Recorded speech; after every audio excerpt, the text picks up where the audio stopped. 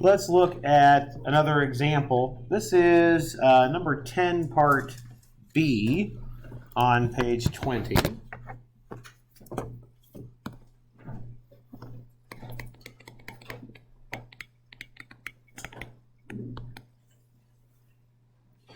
So we have the system of equations.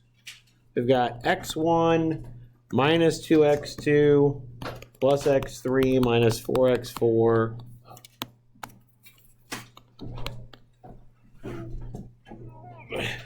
is equal to 1. And we have x1 plus 3x2 plus 7x3 plus 2x4 is equal to 2. x1 minus 12x2 minus 11x3 minus 16x4 oops, is equal to 5. All right. Do we expect to get a unique solution, exactly one solution out of this system? No. No, why not? We don't have enough equations for all the variables. Yeah, we don't have enough equations for all the variables, right? It's one of those underdetermined systems. And we've got fewer equations than we have unknowns. So we're not going to get a unique solution at all. So the only other possibilities are what? There's an infinite amount of solutions. No. Right, those are the only other two possibilities, right? There's no solution or there's infinitely many, right? Those are the only three possibilities for systems of linear equations. You get 0, 1, or infinitely many, and we just threw out the case of 1. Now, we stated that in terms of how many equations and how many variables. We could also see that in terms of our augmented matrix. If we write down the augmented matrix, what's going to happen in order to get a unique solution? What do we need in order to get a unique solution? What's it going to have to look like when we row reduce it?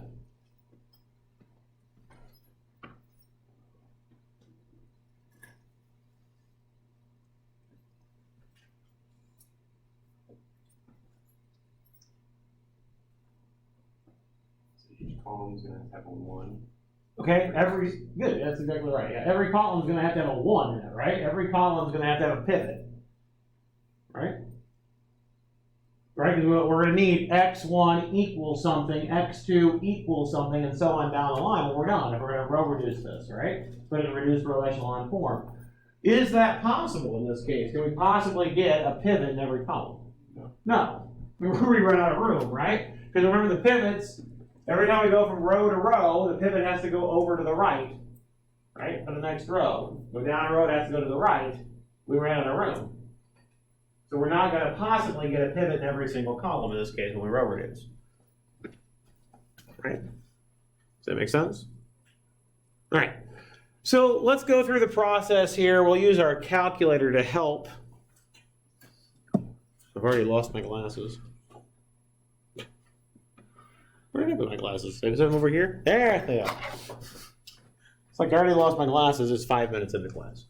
All right. Let's use the calculator to help us row reduce, because I don't feel like making arithmetic errors this early in the morning. And just to go back and review, I also wanted to show you that reduced row echelon form command so that you can definitely check your answer by the time you're done. Like I said before, I'm going to expect that you know how to do row reduction step by step to put your matrix in reduced row echelon form or row echelon form, depending on what you're asked. But I would expect that you'll use the calculator to help you do this, to help you with the arithmetic side of things. And also, to be able to put it in reduced row echelon form so you can see the final answer to check your final answer as well. So I don't want you to spend a whole bunch of time with the arithmetic kinds of things as we go along. So just to remind, we talked a little bit about this last time. Our matrix commands are in that matrix menu right above the x to the -1 key there. I need to scroll over to edit, and I'll just put it back in A again. And in this case, what size of matrix do we have? So 3 by 5. And then I can just edit this matrix and remember the numbers correctly here. We got 1 and -2 and 1 and -4 and 1, 1, 3, 7, 2, 2, 1, -12. Yeah. Uh-oh. Thanks. I must have missed the enter key. 2, 1, -12. Thank you for watching as I was going. 5. There we go.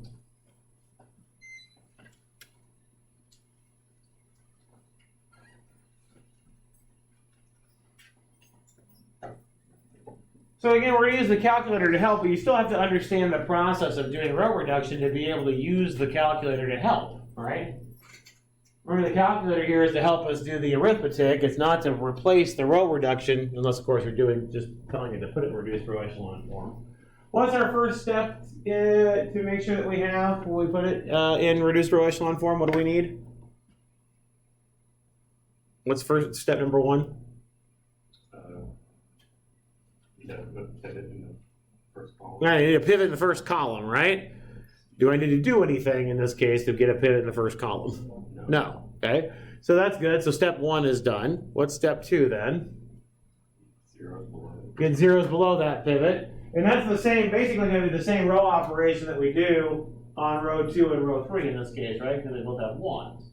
So for the calculator, let's quit out of this and get it back into the main menu. I want to go back into the main. If somebody's got a better way to have to, as opposed to having to quit out and go back in again, that's fantastic. But I'm pretty sure that if all I did was go back into the matrix menu and go to math, it's going to try to put the math command in an entry of the matrix rather than where we want it here.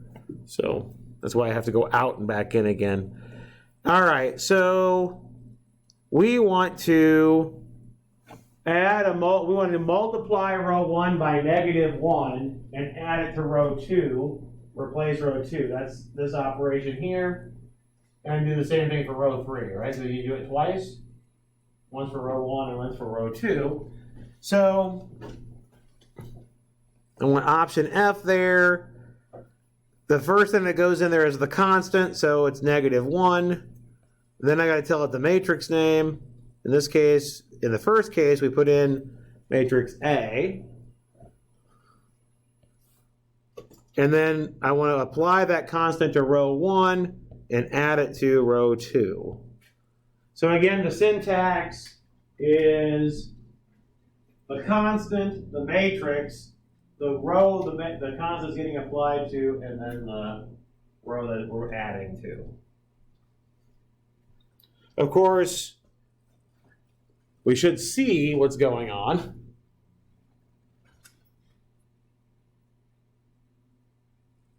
From that. So everybody got?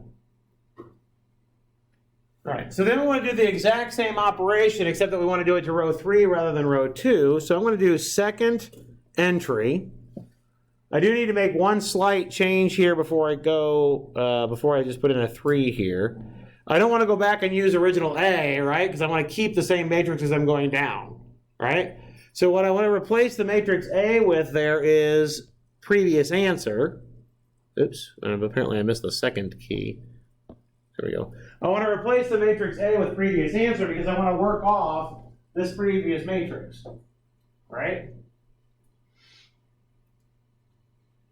Yes? I'm getting lots of feedback. Everyone's just kind of staring at me. I want to work off this previous one, right? Now, there's a couple of ways to do that. I'm working off a previous answer. You could also use the store button and store it as a matrix and then just keep doing that every single time. It's your preference for how you want to do it. I could have, at the end of this, if you're familiar with the store button, you could have said, store this in matrix A, and then you could have just used the same command every single time. Your preference, I just prefer to use it off the previous answer because I might want to go back to the original matrix for some reason and use it again. If I use the store command and override it, then it will, I can't go back to the original. Unless I store it in a different spot, but then I've got to do an extra step in between. So anyway, however you like to do it is the way to do it, is my whole point of that. All right. I want to change that to row 3 in this case.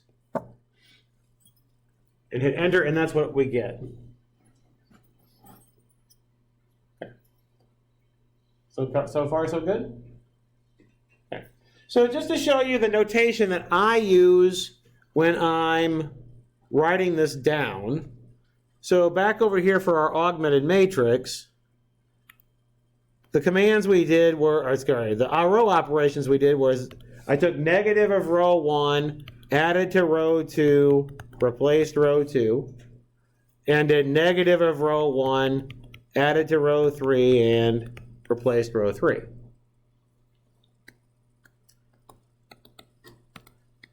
And since I have to switch back and forth to my calculator, can somebody read me the other 2 rows? 0, 5, 6, 6, 1. Okay. 0, negative 10, negative 12, negative 12, 4. Okay, cool. Good. Thank you. That was just easier than having to switch back and forth. Yeah, okay. So, question, say we're in like an exam, do you want us to write down like all the row operations as well as all the matrices, or just keep a tally of our row operations? I want to see both. Okay. Because if you've got an error somewhere, I need to see where it is. Right, but like, is it okay to do a couple at a time like we did here, or do you want us to check? Oh, no, this is, you mean, can you write it just like this? Yeah. Yeah, you can write it just like this, that's fine. Yeah. Okay, cool. Yeah. If I'm working off of this pivot and getting these 2 zeros, oh yeah, do those at the same time. Yeah. Even though we had to do 2 steps in the calculator, just do that final one. Yeah. All right. Yep, that's fine.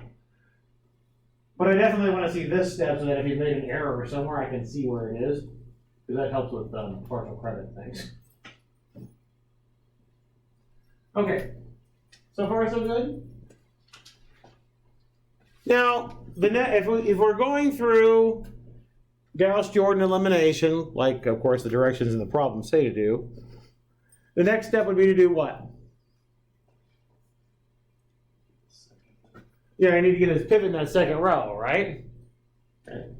So in this case, I see this 5 here. I don't want to, and I mentioned this in the video, I don't want to work with this row to try to give a pivot here. Right? You might be tempted to take, because again, I want a 1 here. If I'm ignoring this, you might be tempted to take 2 times this and add it to that. Right? That's tempting. It's easier than working with fractions, right? What's the issue, though? If I do 2 times this and add it to that, yeah, I gotta get 2 times this and add it to that. It's gonna change that 0 back to something that's not a 0, right? So when you're trying to get a pivot lower, don't work with a row higher. You can work with a row lower if it's helpful, but don't ever try to work with a row higher to get a pivot in a row lower. It's going to mess up the zeros that you got before. Does that make sense?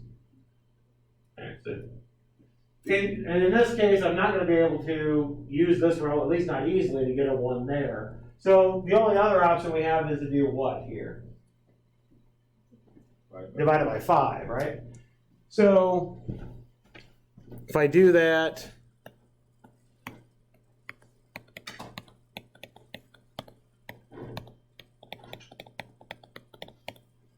so that's 1/5 of row 2, replace row 2. I didn't need the calculator for that one. I'm going to do it in the calculator here in a second, but I didn't need the calculator to write that one down. Yep, sure would be. Thank you. This is why I said use your calculators. It's easy to, there's so many little things that's going on, it's easy to make an error. Just to forget to write, literally forgot to write down the divided by 5 on the constant. Which is, from a percentage-wise, it's probably the biggest little error that you can make, right? You'll do it for everything else, and you hit that vertical bar and you forget. At least, that's what I do. All right. Now it's our next step. The big yawn, babe. It's okay. What if you want to get that -10 to be a 0? You need that -10 to be a 0, and the -2 to be a 0, right? So if all we did was getting the -10 to be a 0, that's Gaussian elimination. Getting both of them to be 0 is Gauss-Jordan elimination. Short on, but Jordan. I'm not going to say it fancy. Anyway, so it's just a matter of, are you getting them both zeros or just getting the ones that are below it zeros? So, going back over to the calculator then, because I don't feel like doing that one by hand. All right, so what did I do first? The first thing I did was, oops, what the heck just happened? Second matrix, there we go. Yeah, we did row 2, not determinate either. I took a constant times row 2, right? So that was the constant was -1/5, right? The matrix is the previous answer. Oh, it was +1/5. See, you're all on the ball this morning, better than me. And it was row 2.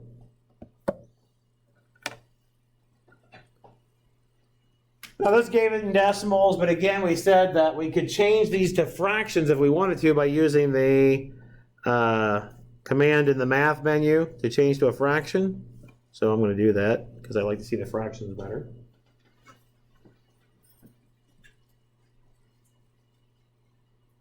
And then we'll want to do, you can make this -2 a 0, what do we want to do?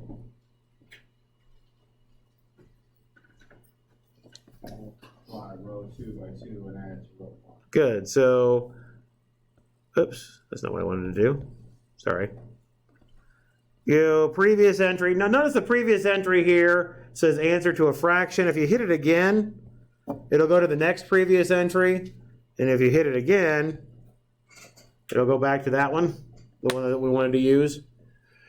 I think, if I remember correctly, it stores your previous 8 entries.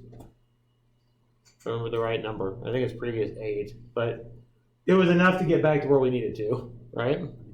All right, so we want to do, you said 2 times row 2 and add it to row 1, right? Yep.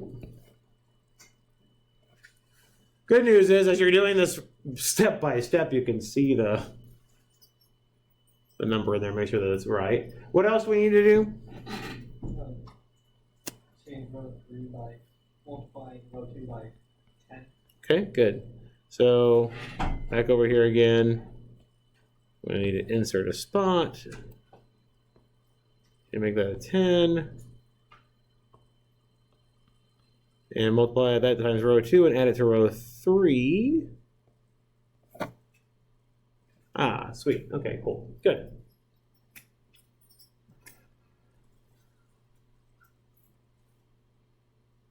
Now you may have already been able to. What's that? Yeah, this is what the last says. Exactly what the last row says. You might have been able to see this, but without doing that extra step in the row reduction, I wanted to make sure we had a little practice here. Yeah, this last, remember there's a, and we don't see it on a calculator, but I like to write on the paper. Remember, this is our equal sign here, right? So this last row now says 0 equals 6, correct? Is that a good thing? No. Okay. So what does that tell us about the original system? There's no solution, right? So if I go back over here,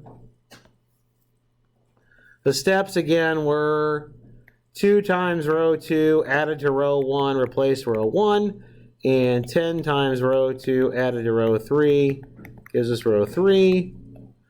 This does not change row 2. Oops.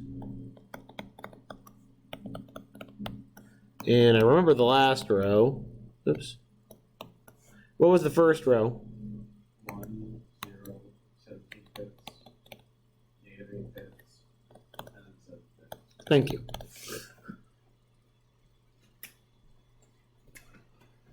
All right, so again, the last row tells us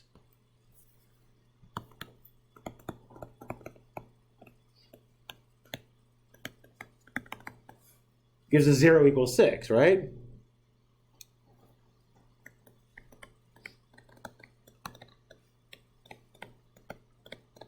It's just hogwash. Okay. So the system has no solution.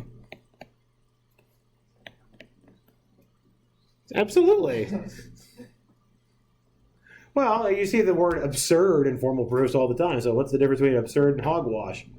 One's a better word. Hogwash is a much better word, isn't it?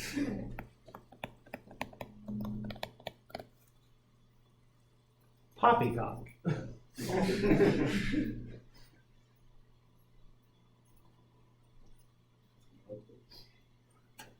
All right. Questions on that at all? This process of row reduction, okay? Fantastic. And wonderful. My favorite. Is your favorite? Wow. I don't think I've heard that before. All right. So the systems that we've been solving so far have been systems that have had constants on the end that are non-zero.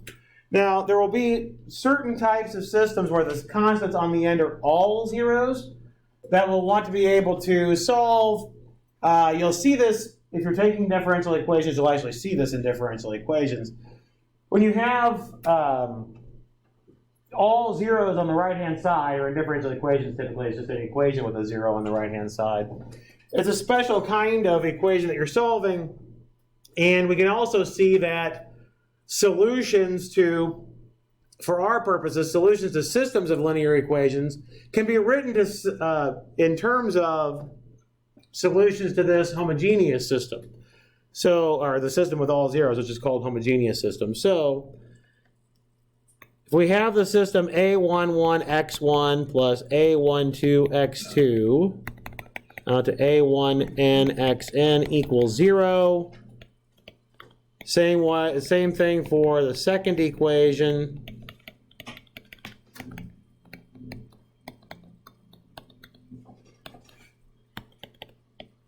All the way down to same thing for the last equation.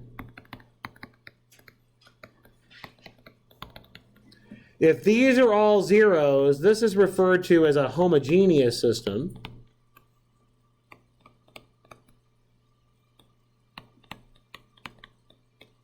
I know some people say homogeneous, so I can't do it. Learn it as homogeneous, I gotta say homogeneous. This is a homogeneous system. The only thing that makes it homogeneous is that these are all zeros on the right-hand side. Now, in the previous example, we got no solution, right? That was not a homogeneous system. We had non-zero constants on the right-hand side. And in particular, all we need is at least one non-zero constant on the right-hand side. That previous example is not a homogeneous system. We had the possibility of getting no solution. Is it possible for a homogeneous system to have no solution?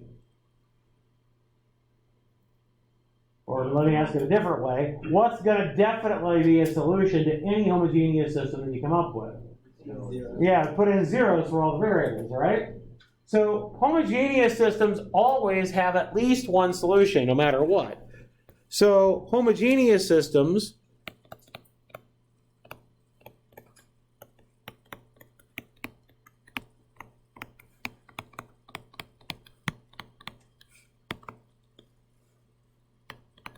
I'm going to say at least what's referred to as the trivial solution. So the trivial solution means that all of the variables are equal to 0. No matter what, the homogeneous system is, well, has a solution. Or we refer to that as is consistent. Okay? So, just to write these words down consistent means we have at least one solution.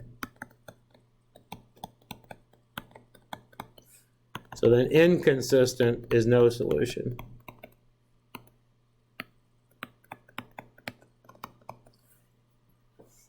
So that previous example that we did was inconsistent.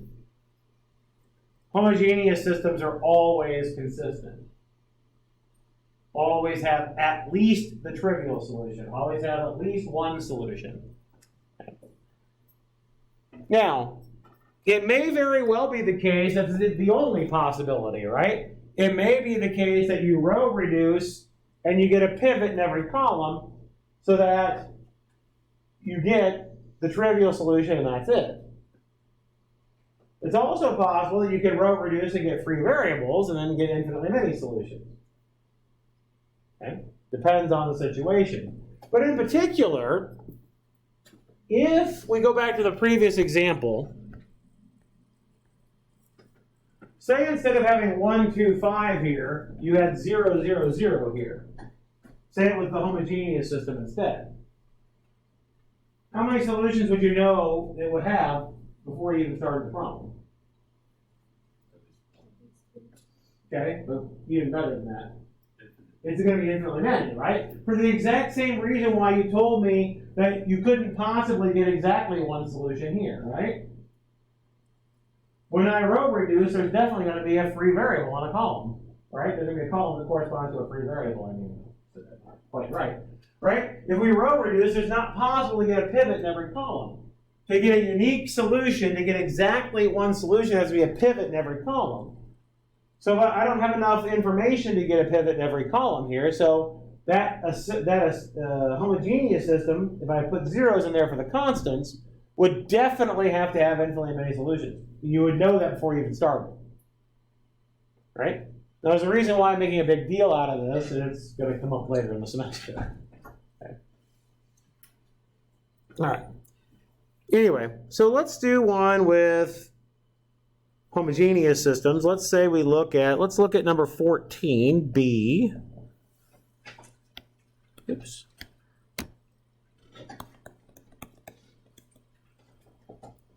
And I'm going to just use the calculator to do this quickly rather than going through all of the steps. Again, I'm going to expect you to be able to go through all the steps when doing your row reductions. But the whole point of this exercise with doing row reduction is to understand what the final product is telling you.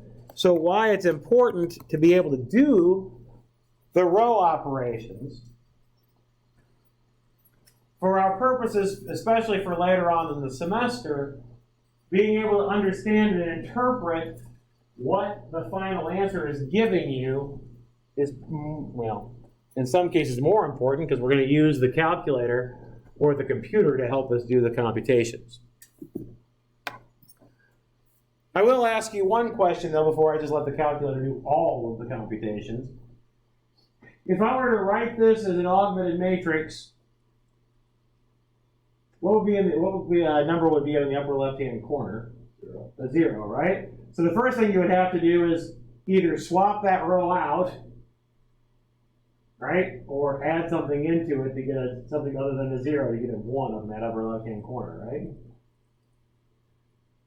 So just for that purpose, let's go ahead and write the augmented matrix, and then I'll go type it into the calculator here. What is it? 0, 1, 3, negative 2, 0, 2, 1, negative 4, 3, 0, 2, bless you, 2, negative 1, 0, negative 4, negative 3, 5, negative 4, 0. All right. Before I type this in the calculator, if I put this in reduced row echelon form, what's going to go on the other side of that vertical bar? No matter what. There's all these still have to remain zeros, right? Why is that? Why do I know for a fact that no matter what row operations we do, I'm going to end up with zeros over here still? If any sort of arithmetic editing of that would still put a 0 there because that, that's why the divide or subtract. Yeah, we're not doing, what we're doing, are we doing any operations across columns, I guess I should say. No, every operation you're doing is row to row, right? And what are the only things that you're doing? You're swapping, multiplying by a constant, non-zero constant, or multiplying by a non-zero constant and adding it to another row. Well, no matter what I multiply the 0 by, what are you going to get? 0. And if I add the 0 to a 0, what are you going to get? 0. By the way, we're going to come back to that later this semester, too.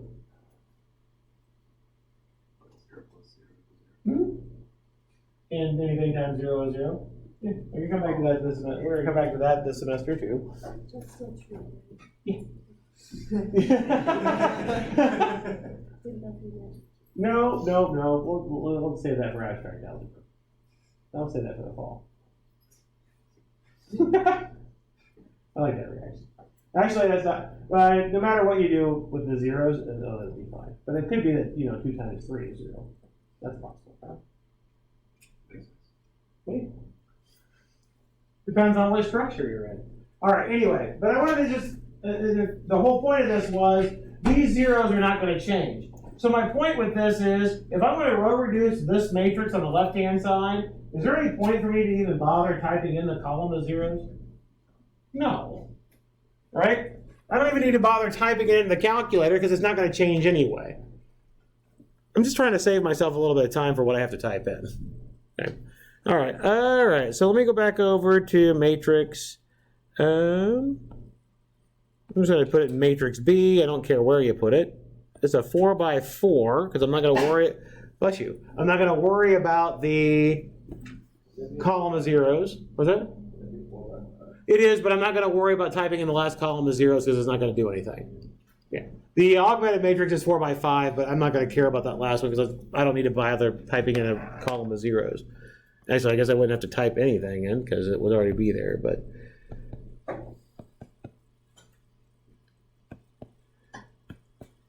All right, so I'm just typing these in, and hopefully somebody's watching me and make sure I don't type anything in wrong. Or miss the enter key, which apparently I did that time.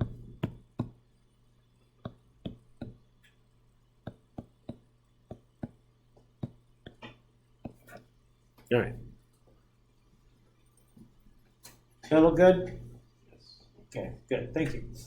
All right. So I want to put this in reduced row echelon form. So there's a command for that. I think I mentioned it the other day. If I go over to math, it's letter B, the RREF, reduced row echelon form.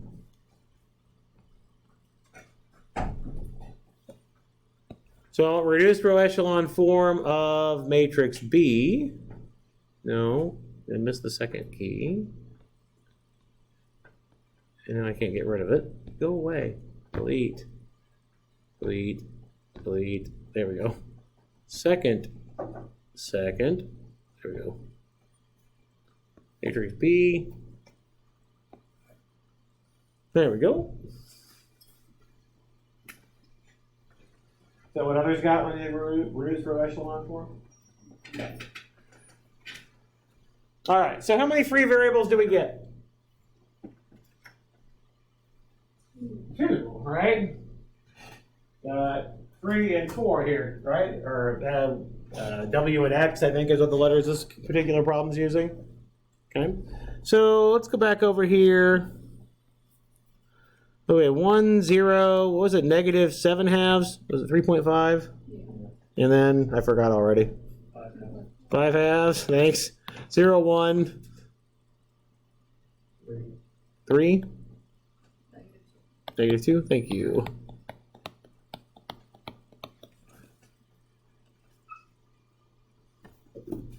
All right. So again, these are your 2 free variable columns. Those correspond to W and X, right? So we usually write those in terms of parameters, S and T. Sure what? The point of changing their names to this point is because we could have just left them as W and X, but that's all right. Anyway, once I know W and I know X, what does V have to be?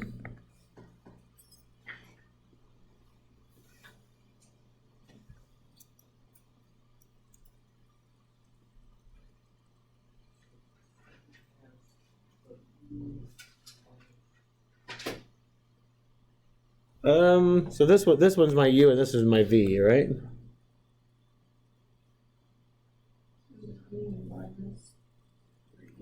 Okay, so yeah, the negative 3s plus the 2t, right? Because I got to work with this row.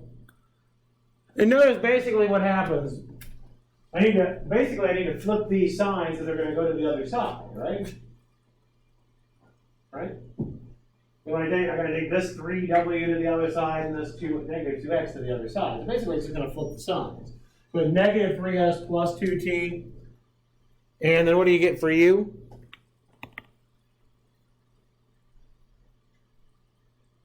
7 halves s minus 5 halves. Okay.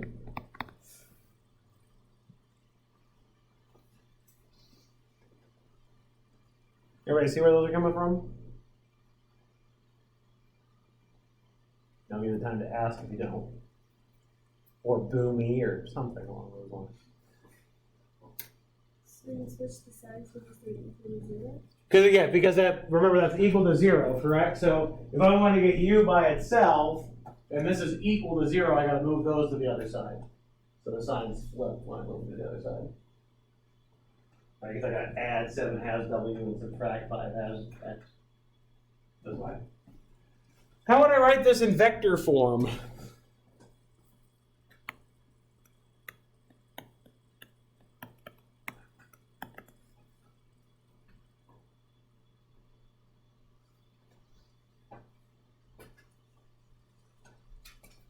Apparently I would write it quietly.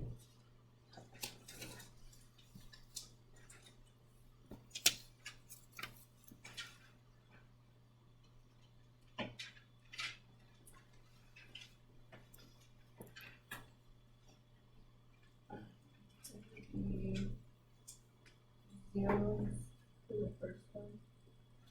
Like, zeros all the way down, so there's not a constant. Okay, so there's no constant term there, so it'd be zeros all the way down, so I don't need to, you're right, I would have that. I don't need to bother writing it since it's all zeros. That's right, yep, I agree. And then you would need the S times it. Okay, good. I would need an S times it, and I would need a T times it, right?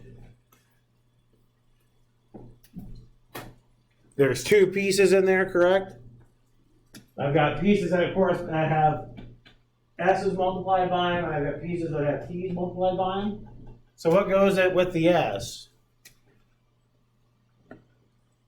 7 halves. Negative 3. 1. 0. Okay. And what goes with the T? 5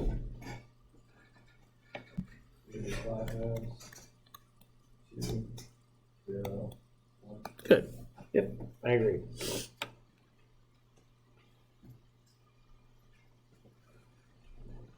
We said that no matter what, homogeneous systems are consistent. They always have a solution, right? So which solution does it always have to have no matter what? All 0. All zeros, right? How would I get the all zeros solution for this out of this? I said that this represents all possible solutions. How would you get the all zeros solution out of this? What do S and T represent?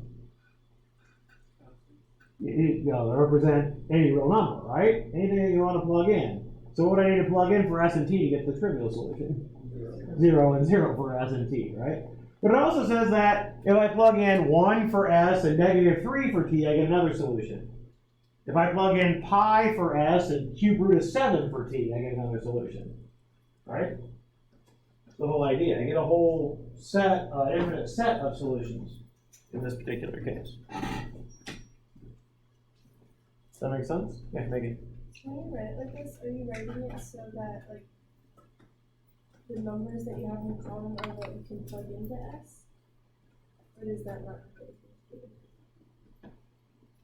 These numbers are what's getting multiplied by what you plug in for S. But S is, I can plug in whatever I want for S, and then these 4 numbers get multiplied by whatever I plug in for S. Plug in here. it's just another way to kind of keep track of it as vectors. We're going to talk more about vectors as we go along. It's one of the reasons why I'm playing with it now. So like if you plug into Yep. Yeah. If I plug in 2 for S, then W would be equal to 2. Yep. That's exactly right. If I put in, say, 2 for S and 1 for T, then V would be negative 4. Does that make sense?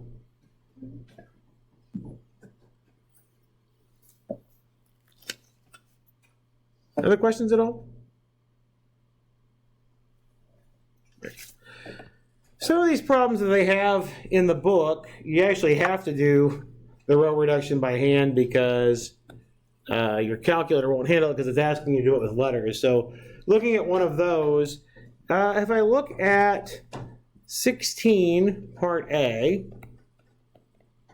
this is on page 21, it says, solve the system 2x plus y equals A, and 3x plus 6y equals B, where your A and B are constants.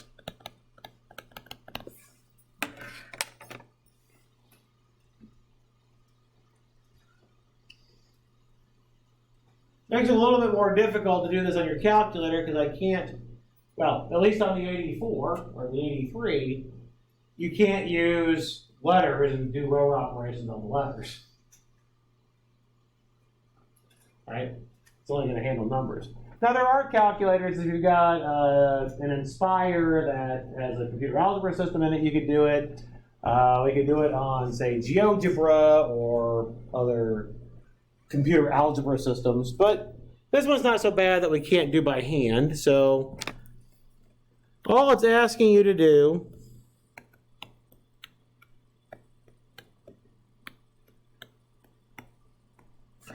is row reduce. What's our first step in row reduction?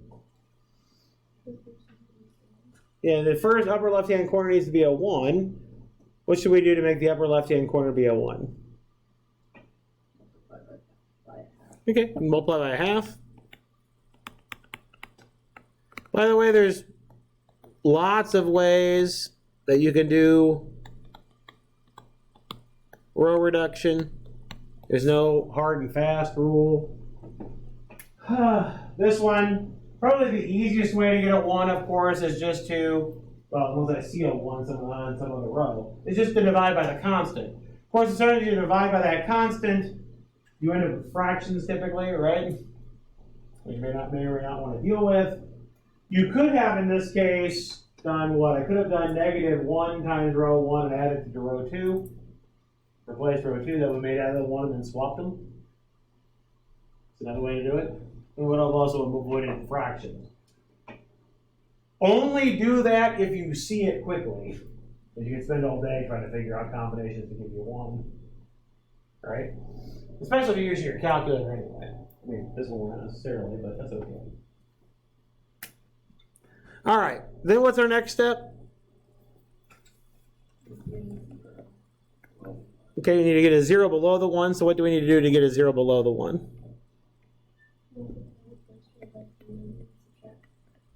Okay, so multiply the first one by -3 and then add? Yeah. Okay.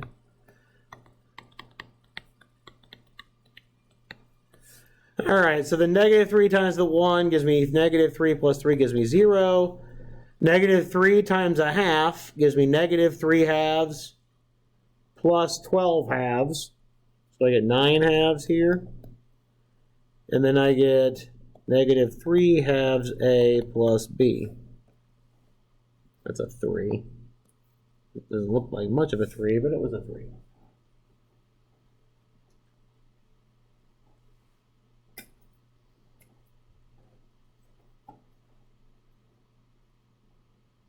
So far, so good? Okay. What's next?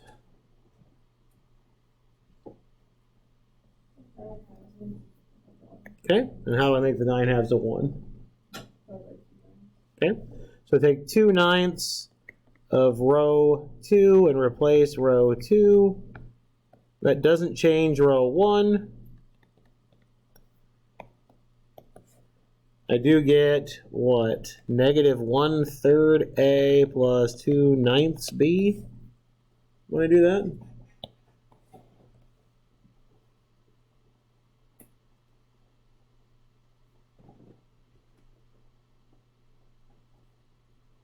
Did my arithmetic right? It's always iffy proposition. What's next?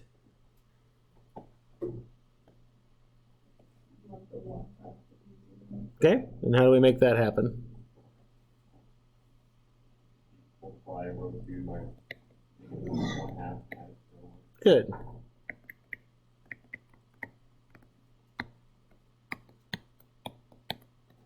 All right, so the left-hand side becomes 1, 0, 0, 1.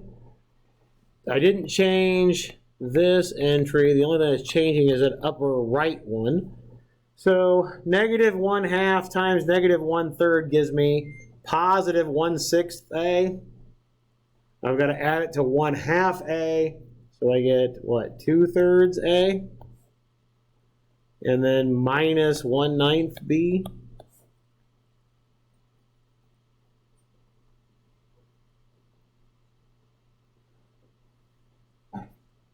All right, so do we get a unique solution here? And no matter what we have for A and B, we get a unique solution, right? Right? No matter what we plug in for A or B, we get a unique solution. So our X is equal to, and our Y is equal to what? What's X equal to? Okay. And the Y is equal to?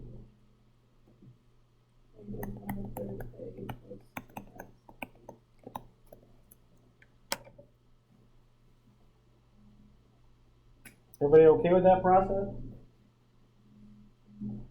One of the reasons why they start introducing you to these types of questions is that later on we're going to be interested in things like when can this have no solution? When can this have infinitely many solutions? Those kind of things. Now, in this case, it's never, it always has exactly one solution, right?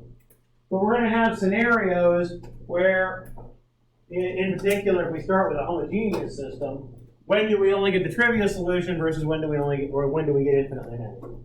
So it's leading you to that idea. So even though this seems weird, why would I care if I'm just plugging in arbitrary constants in here? Why can't I just put numbers?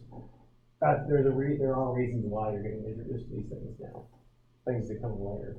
I mean, the whole point, like I said, the whole point of algebra is it's based on solving systems of equations. So much of what we're going to do this semester is based on solving systems of linear equations.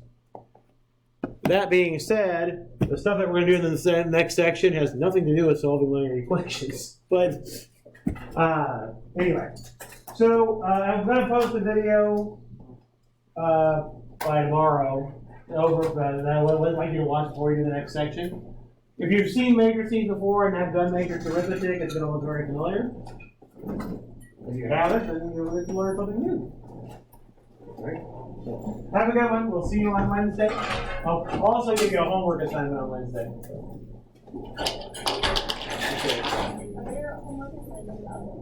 Yes. Well, sometimes I might give you something that's not. I give it to you, but most of them are valuable. We'll do the same with algebra where it's built in. Yep.